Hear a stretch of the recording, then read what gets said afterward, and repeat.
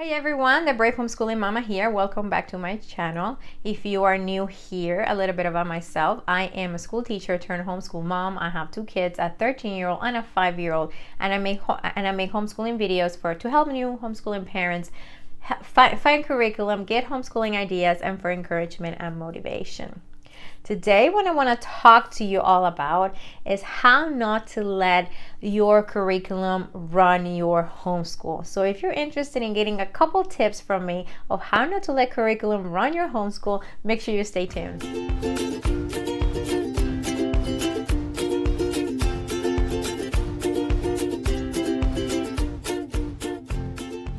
So the first couple of years of homeschooling, I did a box curriculum, and it was a great curriculum, but for us, it wasn't working.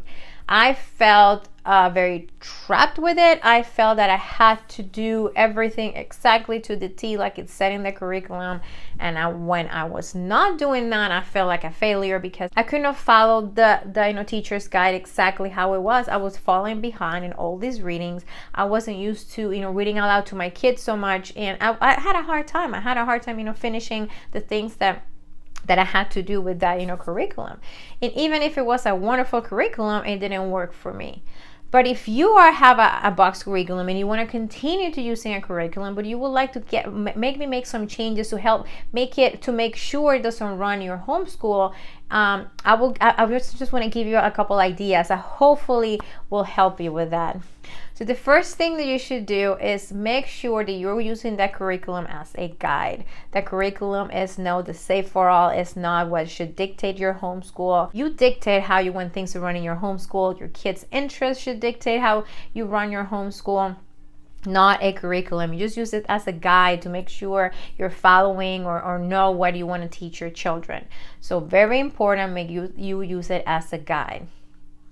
The next tip, take what you like and use it, and take what you don't like and don't use it. When I was using a box curriculum and I had a teacher's guide I had to follow, there's some things I didn't do.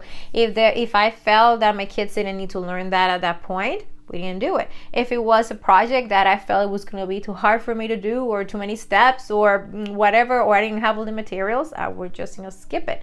So take what you like, and use it, and take what you don't like and you don't use it. Okay, so that's very important that you feel and know that you can do that. You don't have to be a slave to that teacher's guide and that curriculum. The next thing, one of the things that helped me when I was, that was the last year that I used this box curriculum, I was feeling overwhelmed and I felt like a failure because I was so behind in the teacher's guide, so behind. And I said to myself, I am not going to feel overwhelmed. I am not a failure. I'm just going to work through this as I can. And what I did, I took a notebook, I took the teacher's guide, and for history, especially for history and science, I wrote down everything that I had to do. And I just went down the checklist. Each day we went down the checklist, we read what we have to do, and we checked it off. And then without a date attached to it, without a day of the week attached to it, without a week attached to it, we just went down the list. And that helped me so much to feel a little bit more relaxed and not feel like I was failing my children for not doing exactly like I said in the teacher's guide. The next fourth tip that I have for you is okay to supplement. If you feel that your kids are not getting something out of the curriculum, if you feel maybe in some areas it's not too hands-on, or maybe you can find an activity that maybe works better for your family, like a science project or anything like that, do it. Find videos, find other experiments to work or projects to do, and find some YouTube videos, some documentaries, anything that will help you supplement if you feel or you want to do something extra or things that are working for your kids, a specific thing. Feel free to supplement. There's so much out there that you can use. And the last tip I have for you all, if you have tried all these things, if you're really working through a curriculum and you feel that that curriculum is still running your life, you tried all these things and they don't work, toss the curriculum. Toss the curriculum. Even if, I will hate to say this, but if it's December and you have tried all these things, you are still frustrated, your kids are unhappy, things are not working the way you want them to work, toss it and start over.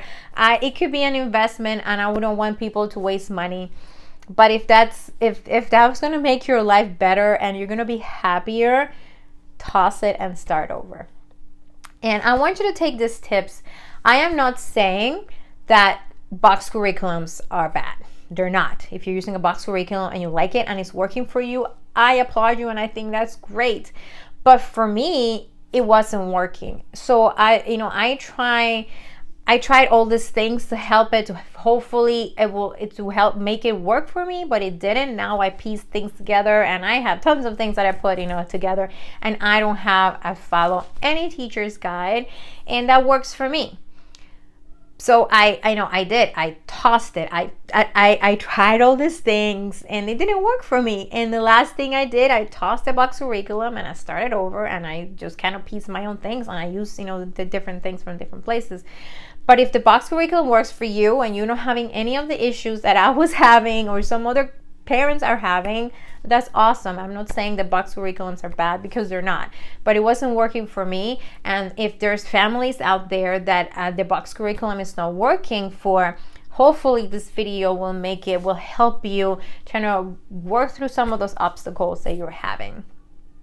So thank you so much. I hope this video was helpful. I want to invite you, if you're not following me on Facebook and Instagram, to go ahead and do so. I post a lot of my day-to-day homeschool life, and I would love to have you part of my community in there also. I will see you all soon. Bye.